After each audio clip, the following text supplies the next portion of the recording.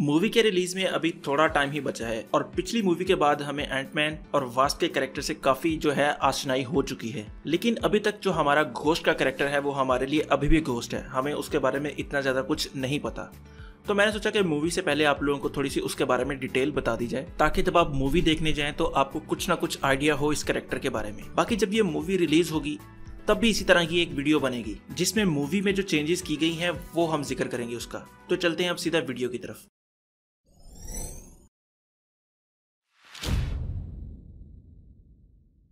तो सबसे पहले बात कर लेते हैं इस कैरेक्टर के कॉमिक बुक ओरिजिन की। तो जो सबसे बड़ा चेंज मूवी में और उसके कॉमिक बुक ओरिजिन में है वो इस कैरेक्टर के सेक्स का है। यानी बेसिकली कॉमिक्स में ये एक मर्द है और यहाँ पर एमसीयू में ये एक औरत है, और इसकी वजह आप लोग सारे खूब जानते हैं, क्योंकि एमसीयू वाले ने सोचा कि यार हमारे पास फीमेल कैरेक्टर्स काफ़ी कम हैं। ऐसा करते हैं कि एक मर्द कैरेक्टर पकड़ते हैं, उसको फीमेल में कन्वर्ट करते हैं और उसके ऊपर मूवी बना देते हैं, ताकि लोग ये ना कहें कि हम औरतों के हकूक़ को सपोर्ट नहीं करते। अब कॉमिक बुक में ये एक मर्द कैरेक्टर है और जिसका नाम है जॉन मॉर्ली, जो कि बेसिकली एक आईटी इंजीनियर है और एक बड़ी आईटी फर्म में काम करता है। और जिस कंपनी में ये काम करता था उसमें इसने काफ़ी मेहनत से काम किया और अपनी जहानत की मदद से इसने नई नई चीज़ें भी डेवलप की। जब इसके बॉसेस की इसके ऊपर नज़र पड़ी तो उन्होंने देखा कि ये बंदा काफ़ी मेहनती है, तो इसको तरक्की बड़ी जल्दी मिलती गई। लेकिन एक वक्त ऐसा आया कि इसकी कंपनी के जो मालिकान थे वो थोड़े से लालची हो गए इसकी टेक्नोलॉजी को देखकर, और उन्हीं दिनों में इसकी मुलाकात एक लड़की से हुई जिसके चक्कर में ये पड़ गया। मगर वो लड़की ज़्यादा देर तक जिंदा नहीं रह सकी और एक धमाके में मारी गई। लेकिन बाद में इसे पता चला कि वो लड़की तो इसके बॉसेस की भेजी हुई थी ताकि वो लोग इसे मैनिपुलेट कर सकें और कंपनी में रख सके, ताकि ये नई नई चीज़ें बना सके, क्योंकि वो कंपनी छोड़कर जाना चाहता था। अब उस लड़की को मरवाने का क्या मकसद था कि वो लड़की उन बॉसेस को ब्लैकमेल करने लग गई थी पैसों के लिए, तो उन्होंने उसे अपने रास्ते से हटा दिया। अब जब ये सारी बातें जॉन को पता चली तो उसके ज़हन में एक चीज़ बैठ गई कि ये बड़ी बड़ी कंपनीज वाले सारे लालची हैं और ये सारे लोग धोखेबाज और फरेबी हैं। तो उसने ये फैसला किया कि इन इंडस्ट्रीज को डिस्ट्रॉय करेगा। और मार्वल की बड़ी बड़ी इंडस्ट्रीज में सबसे बड़ी इंडस्ट्री कौन सी है? Stark industries.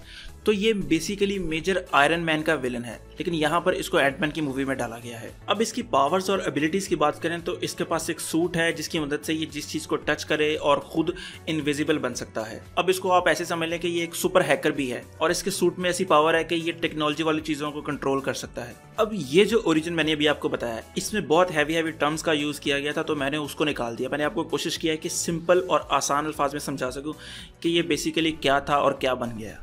अब अगर मैं इस कॉमिक बुक ओरिजिन के हिसाब से देखूं तो एमसीयू के जो पुराने विलन्स हैं ये उनकी तरह नहीं है। जो पुराने विलन थे उनका एक मकसद था कि वर्ल्ड डोमिनेशन या पूरी दुनिया के हिसाब से कोई उनका काम था, लेकिन इसका एक थोड़ा सा पर्सनल मोटिव है। ये एक एंटी हीरो के तौर पर है, बिल्कुल ही विलन नहीं है, बस एक छोटा सा एंटी हीरो का रोल है। जिस तरह कॉन्स्टेंटीन है ना डीसी यूनिवर्स में, खैर उस तरह का तो नहीं है लेकिन है, ये भी एक एंटी हीरो ही उसी की तरह। अब अगर मैं इस ओरिजिन को एमसीयू के जो हमने ट्रेलर देखा है उससे कंपेयर करूं तो मुझे नहीं लगता कि ये वैसा ही होगा, क्योंकि जितना ट्रेलर से देखा है उससे तो यही पता चल रहा है कि वो थोड़ी सी कंफ्यूज है कि अपनी पावर्स के बारे में, कि उसको पता नहीं है कि उसके पास ये पावर्स आई हैं, कैसे आई हैं, कैसे इसका यूज करना है। अब जितना मुझे लगता है कि इस मूवी के एंड तक ये जो हमारा घोस्ट का कैरेक्टर है ये एंटी हीरो से हीरो में कन्वर्ट हो जाएगा, यानी कि ये एंड तक स्कॉट का साथ देने के लिए तैयार हो जाएगी।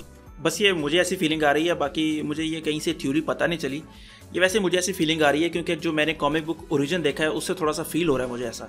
अब यहाँ पर एक और इंटरेस्टिंग बात मैं आपको बताता हूँ कि जो इस मूवी में घोस्ट का कैरेक्टर कर रही है ना, उनका कहना है कि इस जो कैरेक्टर को बनाया है वो बेसिकली इन लोगों ने खुद बनाया है, यानी कि उनको एक ब्लैंक स्लेट दे दी गई। उन्होंने कहा कि यार जो करना है आप लोगों ने करो इसके साथ। तो यानी कि हमें इस कैरेक्टर में बहुत ज़्यादा चेंजेस देखने को मिलेंगे इसके बेसिकली कॉमिक बुक ओरिजिन के हिसाब से।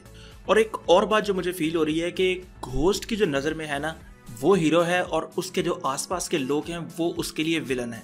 तो ये बात बड़ी इंपॉर्टेंट होगी, यानी कि वो अपनी नज़रों में एक हीरो का किरदार कर रही होगी। अब यहाँ पर एक और बात इंटरेस्टिंग ये है कि ये जो कैरेक्टर है घोस्ट का कॉमिक्स में ये थंडरबोल्ट्स का हिस्सा भी रह चुका है। अब जो थंडरबोल्ट्स हैं उनके बारे में भी आपको मैं बताता चलूं कि ये एक सुसाइड स्क्वाड वाली टीम की तरह एक विलन्स की टीम है जिसको मेरे ख्याल से ग्रीन गॉब्लिन ने इकट्ठा किया था। तो क्या पता घोस्ट को एमसीयू में इंट्रोड्यूस करवाने का उनका ये मकसद हो कि वो फ्यूचर में जाकर थंडरबोल्ट्स की कोई एक मूवी बनाना चाहते हो, लेकिन ये मूवी मुझे कोई अगले 4 या 5 साल तक तो बनती हुई नजर बिल्कुल भी नहीं आ रही। लेकिन उम्मीद रखी जा सकती है कि फेज 5 या 6 में हमें ये मूवी देखने को मिले। तो मैंने कोशिश किया कि इस वीडियो में आप लोगों को मैं ज्यादा से ज्यादा चीजें बता सकूं घोस्ट के बारे में जो कि डाइजेस्ट करना काफी आसान हो।